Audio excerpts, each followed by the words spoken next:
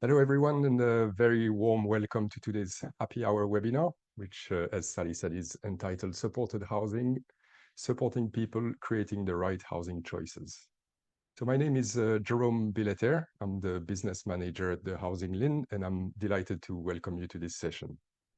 For those who are unfamiliar with our happy hours, they are webinars that are all about sharing insights and innovation across housing, health, and care.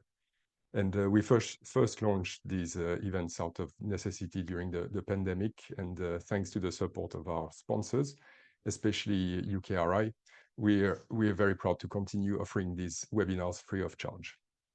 So while today's focus is on supported housing, I just wanted to start by marking National Co-Production Week 2025, which is taking place this week. So this Awareness Week is a celebration of the power of people with lived experience shaping services and systems that affect them. It's an opportunity to reflect on what true, meaningful collaboration looks like, and to push ourselves beyond consultation towards genuine shared decision-making. Production shouldn't just be a buzzword, really. So we have many great examples of co-produced projects on our website, but one that's particularly close to my heart is the HAPPI project, the Technology for Our Aging Population Panel for Innovation. So in phase 2 of the HAPPI project, which concluded last year, we worked alongside our co-production partners, Co-Production Works, and the brilliant HAPPI Co-Production Champions Group, which was made of residents and carers from 6 test beds in England, Wales, and Scotland. And together they developed practical, accessible guidance on how to co-produce technology-enabled housing solutions that work for people as they age. So if you haven't already explored those HAPPI co-production resources, I really recommend you take a look. They're very insightful, inspiring, and they show what's possible when co-production is done well.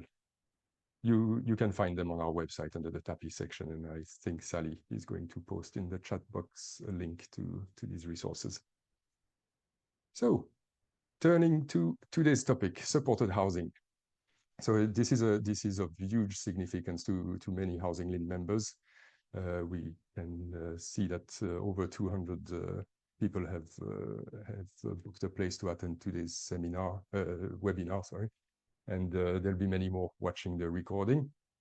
But yeah, so as I was saying, it's a big significance to many of our members, and whether it's enabling independence, offering personalized support, or providing stability during times of change, supported housing plays a critical role in building inclusive, person-centered communities. We are really thrilled to be joined today by a fantastic panel of speakers from NHS England, P+HS Architects, and Elim Housing.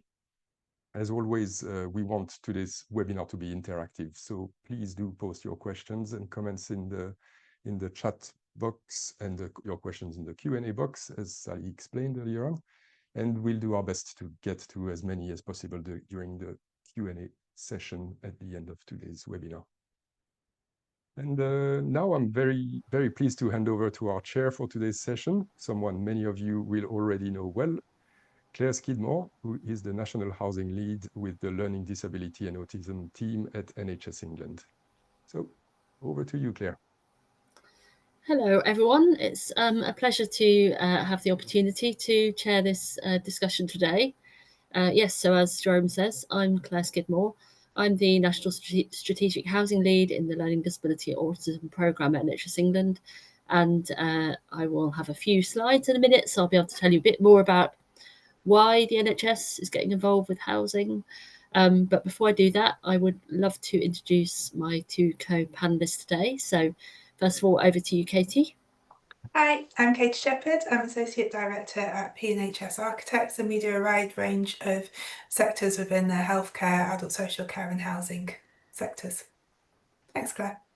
Thank you. That's great. And Paul. Hello, I'm Paul Smith. I'm the Chief Executive of Elim Housing Association, which is also a registered provider based in the southwest of England. Fantastic. So I'm now going to introduce this session by giving a bit of an national overview and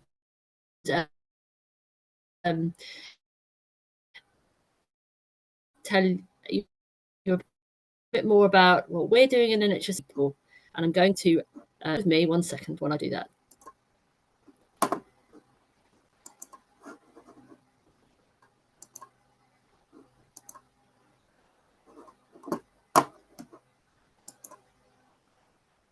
Jerome, could you just confirm that you can see that?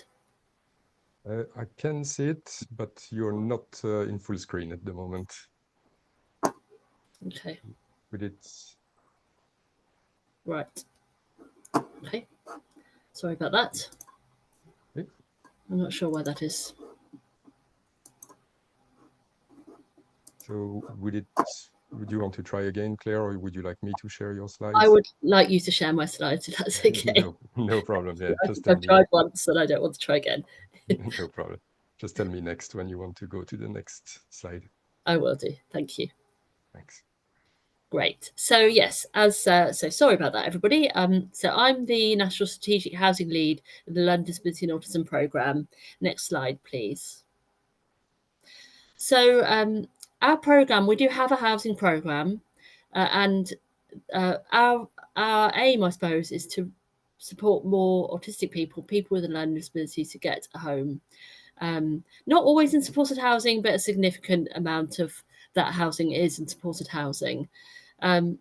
The reason that our programme exists is because we know, and we have known ever since what was originally called the Transforming Care programme was first established, that the engagement of the NHS is essential in housing if we're going to reduce the number of people in hospital. And we've got some really clear data, which I'll show you in a minute, which demonstrates why that is.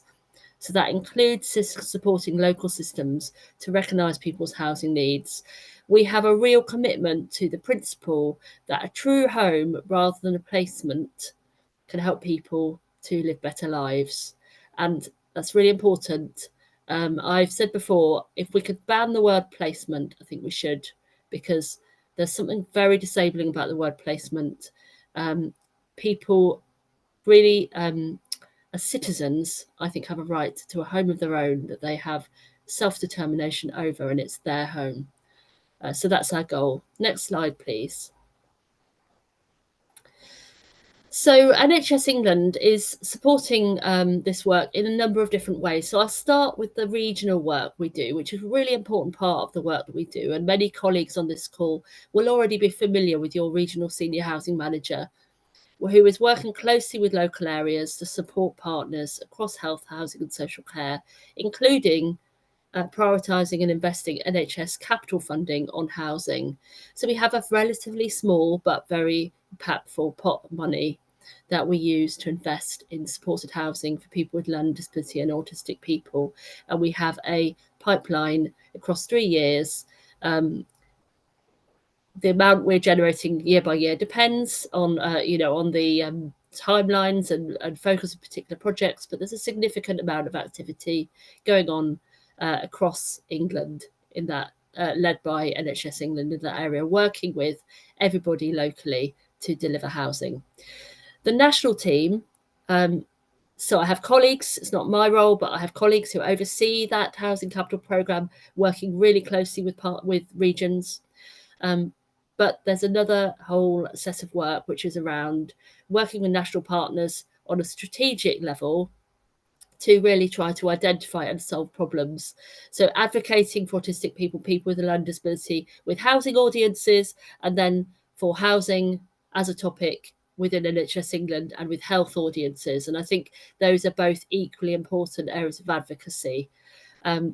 There is national work going on to develop policy, to work with colleagues across government to identify the solutions led by the research and the evidence that we have, and to co-produce information and guidance. And another important part of what we do, which I'll just give a quick plug to, is I co-chair the National Learning Disability and Autism Housing Community of Practice with the LGA and ADAS. We meet every couple of months and we talk all things housing for people with learning disability and autism. If you want to join, please do let us know. and you'll be very welcome. Next slide, please. So this is kind of an example of some of the really strong evidence that we have that lack of housing is a real barrier in enabling people to be discharged from hospital. And a more positive way of saying that is that suitable housing is a really important enabler if people are going to be able to leave hospital and live their lives in the community and really have that gloriously ordinary life that people really want. And that is a trend, unfortunately, which has been getting worse over the last sort of nearly 10 years, that the lack of housing, sort of supply issues has been one of the most important, in fact, it is the most important significant reason for people continuing to be delayed from mental health hospitals people have a learning disability and autistic people. Next slide, please. So I thought it would be useful here in terms of giving a national view to kind of collate some of the most useful research and evidence which we have, which illustrates the need for housing. So particularly thinking about people with learning disability and autism, but actually quite a few of these links are useful in terms of supported housing for other groups as well. So the HousingLIN research from 2023 with the London Disability and Autism Housing Network is really, really useful in terms of telling us what the level of need is for these groups. The Challenging Behaviour Foundation and Learning Disability England, thinking about Jerome talking about co-production, they're both co-produced action plans working with people and families and commissioners and providers to say these are the things that need to happen if we're going to see more housing for people. And there's a lot of consensus about what those things are. I won't go into detail now, but if you have a look, you'll see that we do know quite a lot about what needs to happen. Really useful toolkit from Sky, which was only just published this year, to help areas to do that place-based housing planning for people. And there are some really good examples of place-based housing needs assessment strategies and commissioning frameworks, including Bristol, North East, North Cumbria and Cornwall. I've included the links. And those are relevant to other groups other than people with learning disability and autism, although those groups are included. National Housing Federation has done some really useful research into the financial benefits of supported housing and other research which has been very helpful to us. The MHCLG Supported Housing Review tells us a lot about the need. Brick by Brick is the NHS England guidance to support discharge and planning for people into their own homes. And there's other useful links, including for people with learning disability, autistic people themselves, how to make sense of housing, which can be a confusing world for people. Next slide, please.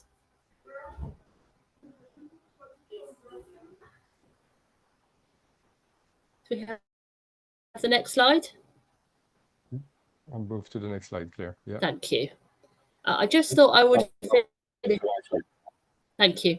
I just thought I'd finish by just sharing some experiences of people who've been supported into their own home thanks to NHS capital funding and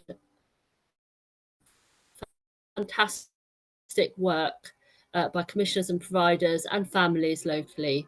So this is in the east of England, a young man to move back home, and following the purchase and adaptation of a 3-bed detached bungalow family, much healthier, much happier, and also a reduction in care and support costs of over £750,000 per annum. We don't always see those savings, but it's not that unusual to see significant revenue savings. Last slide, please.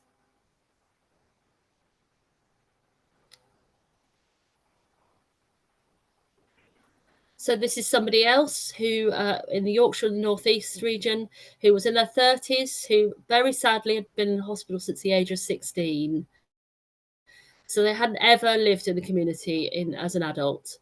They wanted to have their own cat. They wanted to live near their family. They wanted to make choices. And now, as a result of being supported into their own home, they are able to achieve all of those goals that they were hoping to achieve. So it really is transformative. It's so important, and I'm personally passionate about this work. and really looking forward to the rest of the session. So that's it from me. Really happy to answer any questions later, but I'm really happy to hand over to Katie, who's going to be taking us through your slides. Excellent. Thank you all, and thank you for sharing your insight into the delivery of specialist accommodation at a national level, Claire. That's really insightful.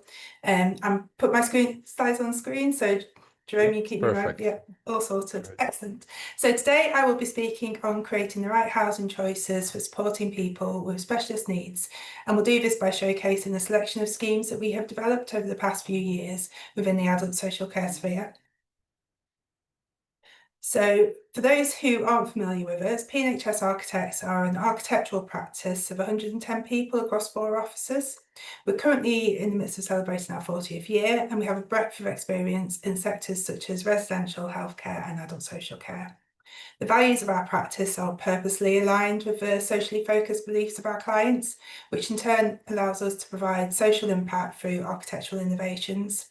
Our passion really does lie in creating spaces that enhance people's lives, and today I'm going to reflect on the social benefits good design can bring in partnership with the clients who serve those in need. Sorry. So I will be showcasing 3 of our exemplar specialist housing schemes and exploring the key topics that run throughout the design process of all of these as we've developed them.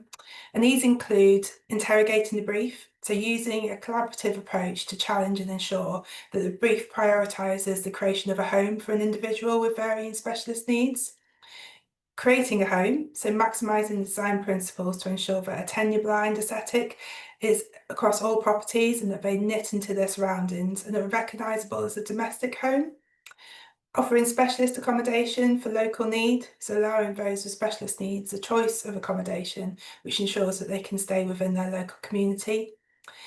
Balancing independence against safety and security, so creating attractive spaces that allow for natural surveillance and security whilst standing against the historic institutionalised design principles that have been applied in the past. Understanding robustness, so creating a specification which balances the need for robust materials without compromising on the tactile domestic requirements for the interior decor. And probably most importantly, prioritising the resident, so designing a space which both internally and externally caters to their needs now, whilst also allowing for easy adaptation in the future. So the 3 schemes that I will be talking about are the ones on screen. So that's Father James Walsh, which is a specialist autism and LD accommodation for Carbon Homes and South Tyneside Council. Cherry Tree Court, and this is 13 one-bed apartments for young people with learning difficulties, developed with Home Group in partnership with North Tyneside Council. And finally, Heartburn Walk, which is a mixed tenure scheme, providing a range of accommodation for older persons and those with learning disabilities for Newcastle City Council. So I'll kick off with Father James Walsh. So this is a specialist supported living scheme in Hebburn for people with autism and other complex learning disability needs. The scheme forms part of the Council's wider adult social care accommodation strategy, which aims to support adults aged 18 plus with physical and mental disabilities who may need care and support to live independently. The need for this and wider schemes was identified by South Tyneside Council to address the lack of bespoke supported accommodation in the borough, with many residents having to live outside of South Tyneside, some as far away as Motherwell in Scotland. And the client's aspiration was to bring them home to live within the community, close to their friends and family. The new homes are managed by Carbon Homes and are allocated through South Tyneside Council, prioritising bringing South Tyneside residents back to the borough, as well as residents who may otherwise need to go into residential care. The development provides 10 specialist bungalows with a primary bedroom and a second hobby room, which can also act as overnight accommodation for staff or family members as and when required. There is also a 6-bedroom staff bungalow positioned at the entrance of the site. The design process was key in ensuring that the correct accommodation was provided and followed the key principles outlined at the start. So with regards to interrogating the brief, We had several options that were tabled with the client to develop the key design principles and ensure that the development really met the varying needs of the proposed residents.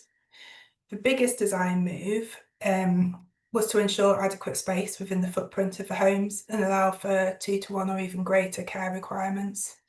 This progressed into the orientation and layout of the properties to ensure garden privacy, minimal noise transference, clear internal sight lines, and escape opportunities for staff should a resident become violent or require some sort of space. The T-shaped configuration, as shown on screen, ensured that all of these principles could be incorporated and positioned within the site to create private courtyards opening into a wider communal green space. With regards to creating a home, given the surrounding context and the highly specialist needs of the proposed residents, it was agreed from the outset that this would be a low-rise scheme to allow for space, safety, privacy. The external setting and aesthetic was an integral to the development, so that external setting and how we positioned the bungalow was just as important as what the internal bungalows were set out within, to ensure that the residents were included within the wider community. With regards to offering specialist accommodation for local needs, as outlined already, prior to us even putting pen to paper, a large proportion of the residents for the scheme had been identified due to the large proportion of residents who were already in compromised living situations and living a long distance away from their family and friends. With regards to balancing independence and safety and security, it was paramount importance that each property had its own individual front door to allow residents to come and go as they please, and careful planning of the site allowed for this. So you can see that there's a network of internal footpaths and courtyards, as well as frontage onto the main vehicular routes that sat around the site. And then understanding robustness. The specification was enhanced from the outset to ensure that easy maintenance and robust materials to withstand a wide range of requirements, whilst also focusing on creating a safe, accessible and homely environment that promote independence and well-being. Elements such as air source heat pumps were ruled out early just due to the disruption that the noise or the external temperature impact would have on our residents. And so a more holistic energy approach was taken to make sure that there was still a sustainable part within that.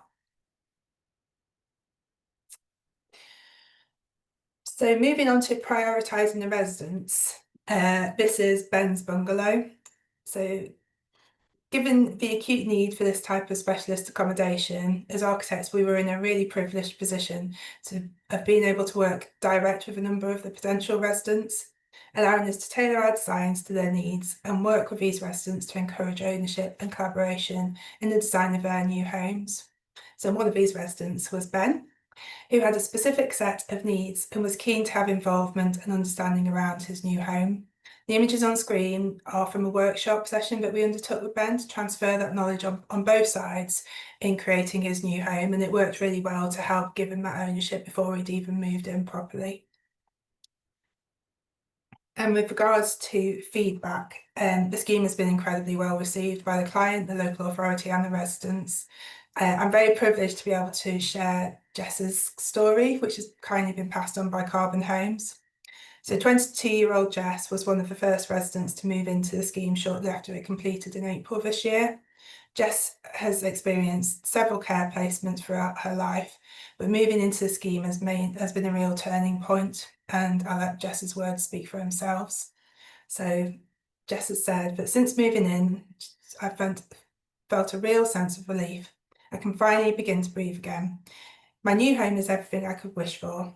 I'm in my own place with my own space, surrounded by people that care, who are committed to helping me grow and thrive. It's the best thing that's happened in terms of me leading a fulfilling life. For the first time in a long term, I can officially say that I'm happy in my home. And that's been such a touching story to be able to share. Moving on to the next scheme, this is Cheddar Tree Court. So this was built to better integrate housing, health and social care to support vulnerable people in the region to live independently. Home Group, in collaboration with North Tyneside Council, developed Cheddar Tree Court to ensure bespoke homes with shared outdoor spaces and communal facilities, bridging the gap for many young people in the borough with complex needs. So again, going back to those key principles, when interrogating the brief, Tree Court was initially conceived as 2 schemes built around an area of open space and an established residential area. After extensive community consultation, it was agreed that a single development would be more appropriate on the site and allow young people with learning difficulties to live an independent lives within the communities that they grew up within. And that was one of the key movements when we were looking at how to develop the wider site. When creating the homes, the scheme was designed as 2 apartment blocks arranged around the landscape garden. The surrounding mature trees and desire to maximise views through the site to the open space were key in orientating the apartment buildings, with the spaces in between being considered as important as the design of the building itself. The communal garden provides a different space for communal interaction or quiet seating areas in the shade surrounded by sensory planting. The external appearance of the building was designed to ensure that it knitted into the surrounding area. So the materials have been chosen to have a really subdued palette with soft multi-bricks, zinc cladding, weathered timber, very tactile materials to use and really give it a clear sense of space. And it also helped to provide a seamless flow when connecting inside and outside spaces. With regards to offering specialist accommodation for local need, as I already touched on, the scheme provides 13 one-bedroom apartments within 2 buildings with communal lounge and staff offices. All the apartments have large windows to overlook the communal garden space, and that enables that visual connection with the community. And the ground floor apartments have a semi-private patio space that residents can personalise, and it's all been able to give extra opportunity within the borough to serve the people and the young people that they need.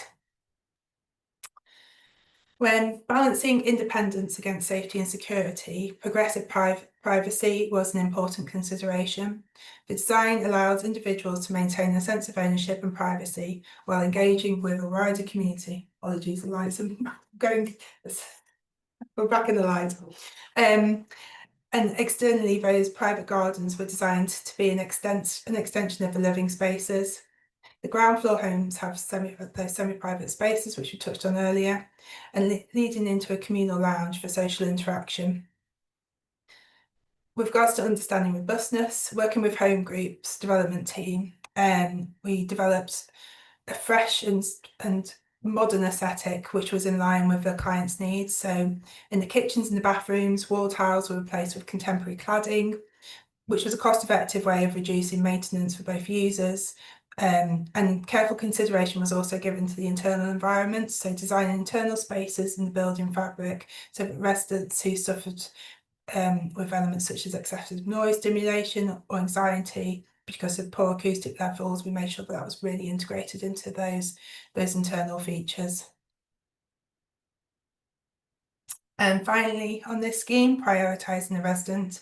So the apartments are all designed with contemporary interiors, so suitable for the young adults with learning disabilities that it's catering for. A range of interior schemes were proposed and the residents chose the scheme that they wanted, giving them a real sense of ownership around their new homes. And it was a real pleasure to be able to, some of our team went to meet the residents on the open day and find out how much these new homes really meant to them on the ground. And I appreciate I'm going a little bit over because I've got very excited about the 3 different schemes. So the last one that I wanted to touch on is Heartburn Walk. So this scheme forms part of Newcastle City Council's wider adult social care accommodation strategy, and it's part of their delivery of 450 new homes across Newcastle. Increasing the supply of specialist older persons accommodation delivered direct for the client, and the scheme includes a real mix of properties. So there's 5 specialist LD bungalows, a staff bungalow, 16 1- and 2-bed Tyneside flats for over 55s, and 4 2-bed bungalows for the over 55s. The interrogation of the brief, we looked at how best to use the space. So initially this site was earmarked for general needs housing, and we worked with the clients to actually unlock the potential with it sitting in an established area of open space. Creating the homes was very key. So again, it's in an existing environment which was quite specialist. It's a Kenton Bar estate, which is a modernist estate. So that we needed to make sure that we recreated that aesthetic to make sure that it knitted in within the surrounding development. And again, with regards to offering specialist accommodation for local need, the mix of different units that we were offering really gave those options to the local council. When balancing independence against safety and security, again, all the properties have their own front door to allow those residents that independence, and progressive privacy was again key. So we had a lot of the service accommodations positioned to the front of properties, so things like the kitchen and the bathroom spaces on the second bedroom, and then the living space could be at the back. So it really was cocooned within the courtyard garden spaces. And finally, with regards to understanding robustness, again, we needed to make sure that we kept with the material palette of the surrounding context, but delivered it in a way which was suitable for the users.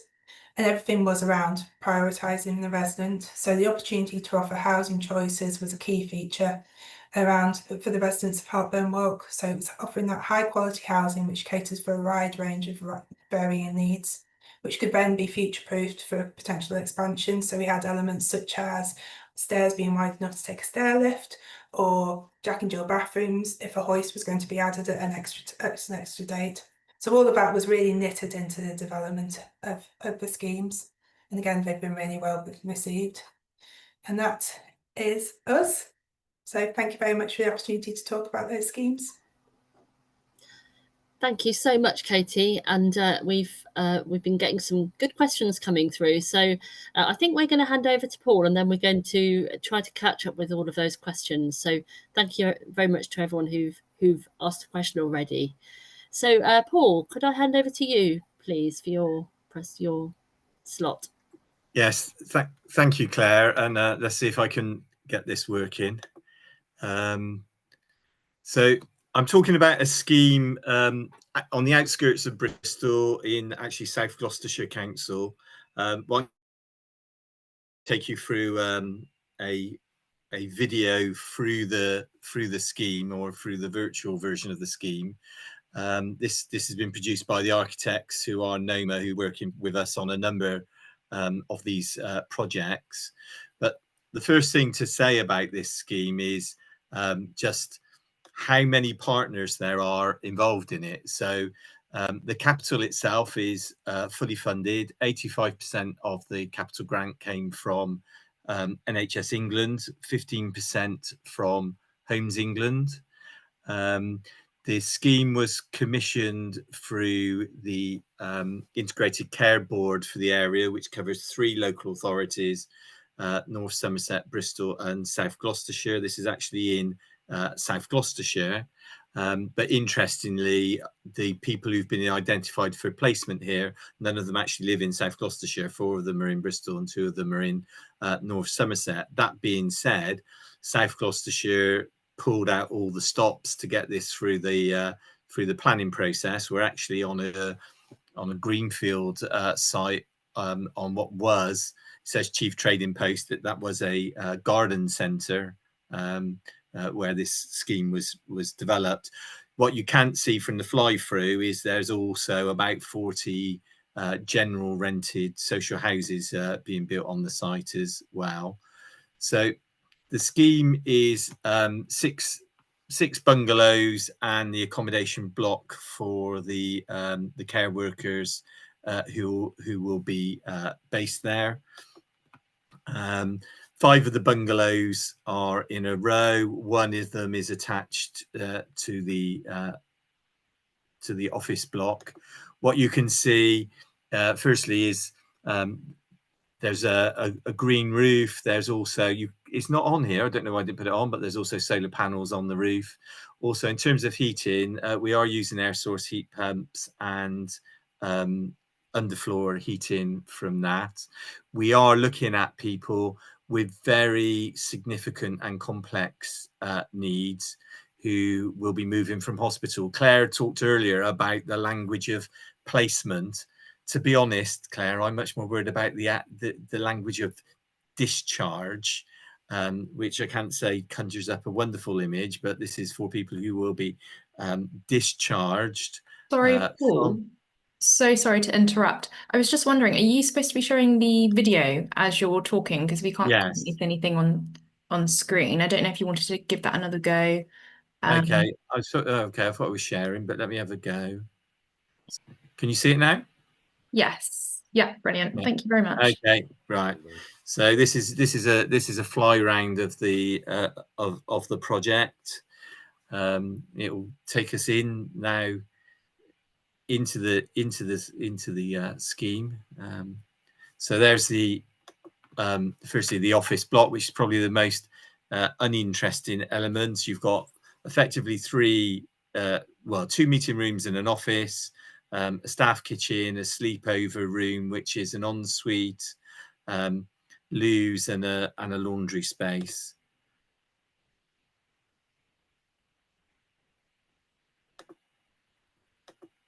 So it should keep going forward again. All right, so that shows out the layout of the bungalows. We'll have a look over the top of the bungalows. You can see that, and I'll talk a bit more about the layout, but there's kitchen, bathroom, bedroom. There are 2 routes through pretty much everything apart from the bathroom, but the bathroom has a removable door in case there's an issue. There's also, as it says there, screening. This is something I'm very excited about, but unfortunately I don't know what that lion's doing there. There are no lions actually in this project, but in the all of the electrics, all of the plumbing can be accessed without actually entering the bungalows. And built into the bungalows, obviously, is the maximum amount of safety and security, both for the residents who will have lifetime tenancies, and also for the care staff and other staff. So one of the things we want is to disrupt the residents as little as possible, given their complex needs. So these cabinets allow us, for instance, if a toilet's blocked or a sink's blocked or the shower's not working, we can access all of the scheme, all of the plumbing without actually entering the bungalow. It's all available through these what you see is a white panel, but through these cupboards that are on the outside of the building, and the heat pumps on the outside of the building as well, in a separate unit, and also all of the electrics. So that minimizes the need for disturbing the resident. So that just says what I said. Keep going, and then we look at the look through the property. Every property is color coded, so they're all different, easy for people to understand. So they have a number and a color.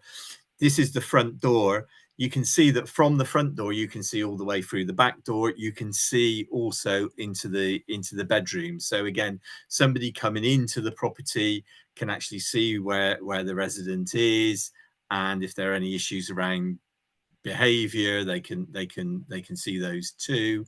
Through the window that's next to the 5, they can see into the kitchen area, and that also means that the resident can see if anybody's coming in. So it's meant to be a mutual element for both sides, but it's part of the safety for everyone. And then we come in, and so this point about visibility is critical. As you saw, there are 2 doors to each room, so that you can leave through either exit if there's an issue. The kitchen can be sectioned off if the kitchen forms a problem for the resident, if it's dangerous in some way for the resident to have access to facilities of the kitchen. That can be locked down and then made available when there's care in the project. Or if it's not a problem, then they have full access to the kitchen. Everything's anti-ligature all the way through. The doors cost an absolute fortune because of that. And it's probably worth saying that this scheme, the cost per bungalow is over £400,000, which is twice the cost of building an ordinary bungalow. Again, more anti-ligature points, places where things can be kept. All of the sinks and the showers are push button, and And I think now we're going into the back garden where each person has their own safe, secure, personal space, which of course they can personalize. There's also a back gate, again, part of that safety that people can leave or enter through more than one place into each of the homes. And with that, I think I've reached the end and I will stop. Thank you very much. That was very, very interesting. Great to have the visuals on both of your slides in terms of what the housing is looking like. So we do have a few really interesting questions. So if it's okay, I will get started on some of those. So Katie, there was a question about the Father Walsh development.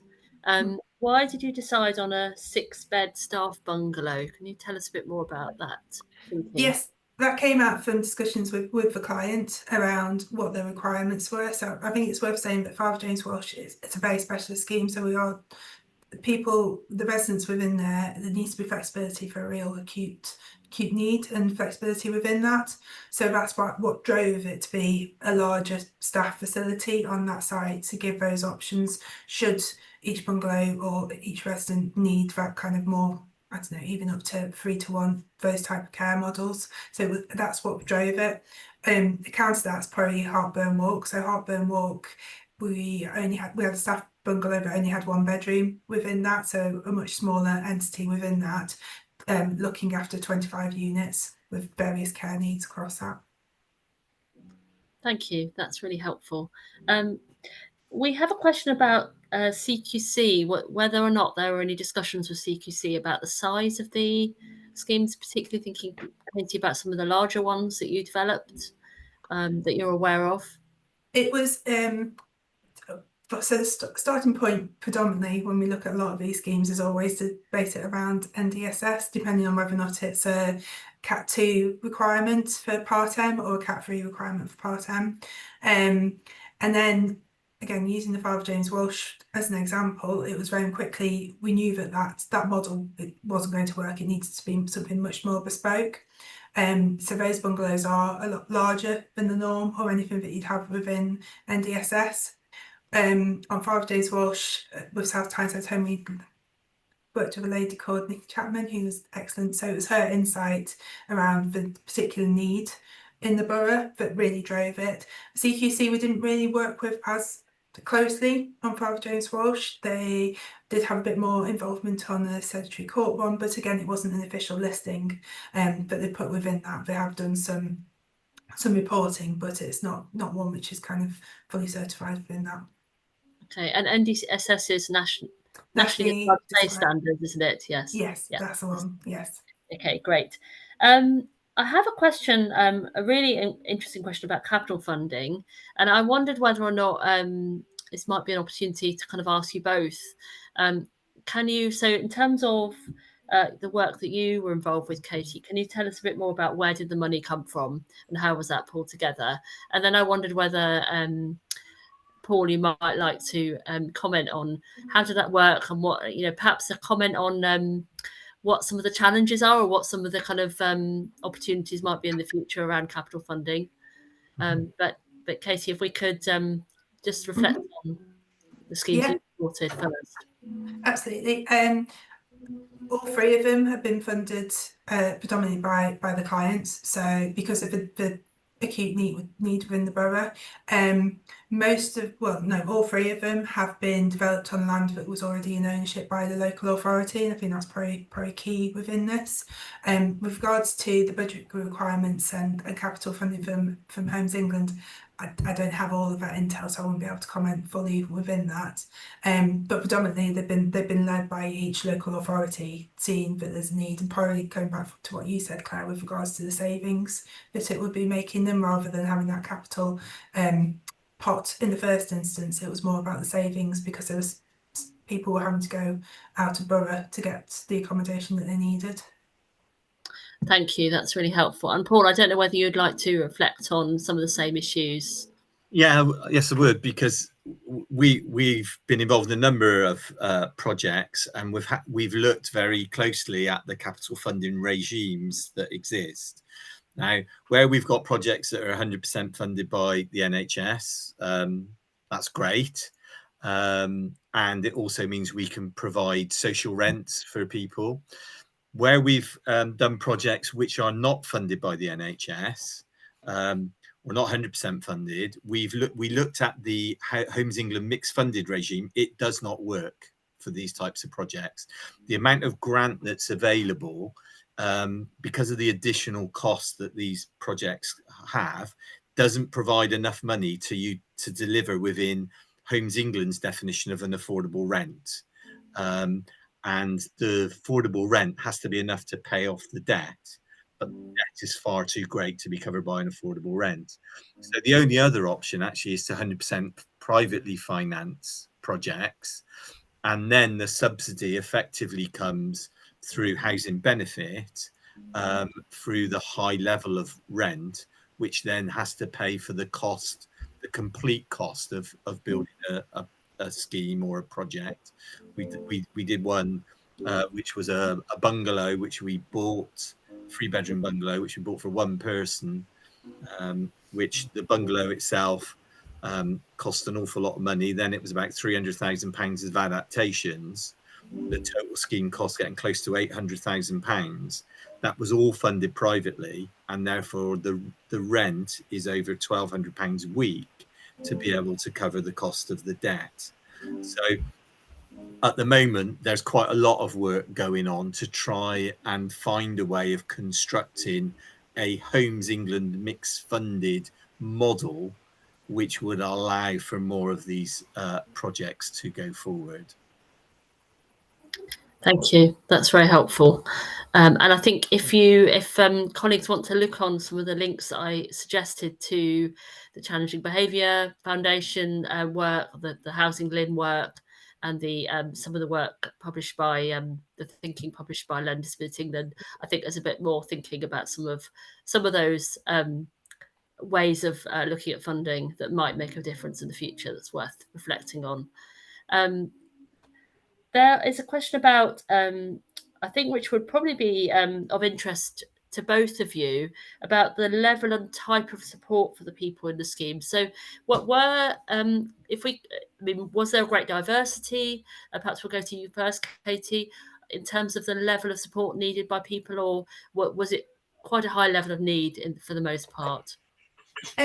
It varied across all of the schemes, and actually if we kind of use the Cherry Tree Court one as a good example, so the CQC report, which was done just after COVID onto that property, actually at that time there was only one individual who needed a higher level of care support within that. And I think that just goes to show how you need to be able to flex that model to cater to different residents within those properties.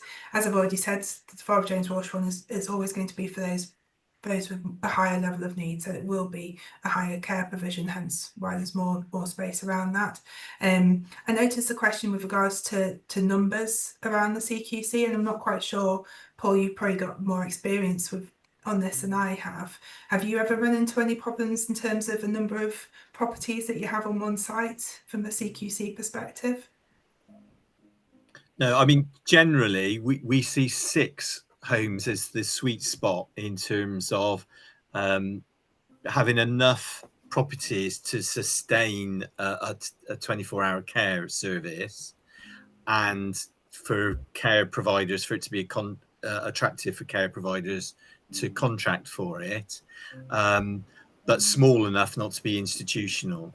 So a lot of our purpose-built schemes are 6 homes.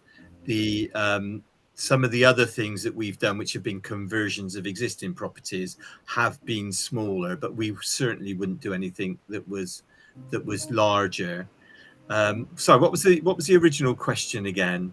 That was. I think it was about people asking about the Care Quality Commission, and I just go. I just had a thought, but go ahead first if you. No, there was another question before then. Sorry, Oh, the other question was about the mix. So yes, so there was a question about, and I think with On Common, it would be interesting to hear more about the mix of needs. So is it quite a high level of need that people have? So all the projects we're doing are for high and complex needs, just because those are the projects which attract the funding from the NHS in terms of being able to move people from hospital into their own homes. So we haven't done any low need accommodation yet. So everything we do needs 24-hour care. I think the experience has been, though, and also talking to other providers, is that once people move from hospital into their own home, the amount of care they need can reduce because people are in a more settled, homely environment. I mean, would anybody on this call want to live in a hospital? How would that affect your general well-being? So we see people's well-being improve, which can mean over time that their care requirements reduce. But we obviously start in the first instance with quite a high level of care. Thank you. That's really helpful. And I think your comment earlier about discharge not being a great word, I agree completely. I think it's always good to check our own language and to think about the habits we fall into. So yeah, me as much as anyone. One on the CQC question, so I had a chat with colleague at CQC on this issue recently, and the feedback seems to be that the issue is really that the kind of the concern is really with care homes from a CQC point of view, but obviously there is this kind of wider area of good practice around not having too many units on one site. And certainly the Building the Right Home guidance, which we published a few years ago, does recommend around 6 as being a kind of sweet spot. But if it's of interest, we are looking to invite CQC onto a future housing community practice call to have a bit of a dig, more of a dig into some of these conversations about models and good practice and achieving that kind of that balance, if that's of interest. So there was a question about the future of NHS England. So I better just address that, which is that I don't know a lot beyond there remains a commitment to achieving better outcomes for people with learning disabilities and autistic people. So what that will look like in the new national organisation, I don't, to be honest, know any more than you, but I know and I believe and we've been assured that there is that commitment to continuing work. So the organisation might look different, but hopefully the work will continue, and we'll get more information over in the coming months. There was a question about assistive technology, and I don't know whether or not either of you would like to share any thoughts about any use of technology that's being used, that's kind of embedded in the building to support people. Whether you've got any insights from that experience. Do you want to go first, Paul? Yeah, sure. I mean, what you have to remember, I mean, hopefully people were able to see the fly through in the end. I believe there was some sort of glitch. Is that what we're building is a sort of shell within which you can add any sorts of technology that you want that are appropriate for individual residents. So the building is there to facilitate people moving. It's a bit like, you know, the same's true of decoration. At the moment, all of those properties are magnolia, but when people move in, they'll be painted in different colors, which reflect the preferences of the people who are there. The properties are also made so that they can be adapted to put in hoists and other things. The same would be true of assistive technology. All of the properties are Wi-Fi enabled, and therefore we could put in any sort of tech that would work with any of the particular clients. What we have avoided, and I've seen in some other projects, is there's no CCTV monitoring within the schemes because people are entitled to privacy, and it is supposed to be their own home. And we don't, hopefully not, I don't know, there might be some strange people on the call, but we don't normally sort of monitor, apart from babies, everybody in their own home with CCTV and treat it as if they're in a sort of prison. So there is the opportunity to introduce technology, but there isn't any specifically in the property design. Yeah, I would say a similar thing, to be honest, Paul. It was having the opportunity and choice to enable it, and we've seen some really incredible ways in which technology can be used. So wristwatch to monitor, particularly in older persons, where their heart rate is at, and potential dangers and movement within that. Again, it varies, and it varies on the resident's need at the time, depending on what level of care support they have in terms of a physical care support package, as opposed to a bit more independent living. So that's what the more modern schemes, so surgery court is slightly older now, but Father James Walsh particularly has that as an option that can be enabled depending on the residents' requirements, because it's all about choice, isn't it, Paul? That's what it comes down to. Thank you very much. Well, we've just got 3 minutes left, so I thought it would be good to finish off, as I think we've run out of questions. Just asking each of you, if you kind of were getting in a lift with someone who didn't know anything about this, what would be that your one thing that you would want them to go away with? What's the most positive thing about being involved with this work, or what do you think is the one lesson that you would share if there's something that springs to mind? Don't know if either of you have any thoughts. I mean, there's often that, what's the elevator pitch? My elevator pitch would be come and have a look. Okay. And come and have a look at the difference it makes to people. But it must be much better that people live in their own homes, not in an institutional clinical environment which isn't appropriate for their needs. And that's what we would all want for ourselves and for our families. Why wouldn't we want it for everybody else in the community? Yeah, probably touching on Paul's point, it's always really difficult to evidence a proactive approach, but it does make creating environments that can be tailored to a person's needs, whatever those needs may be, do make such a difference. It's that having that choice and being able to make someone's life a lot easier. And we underestimate just how important the environment we inhabit is to our well-being, and that's holistically, that's everybody. So having a home which is your home but also caters to your needs, the impact is just it's so incredible.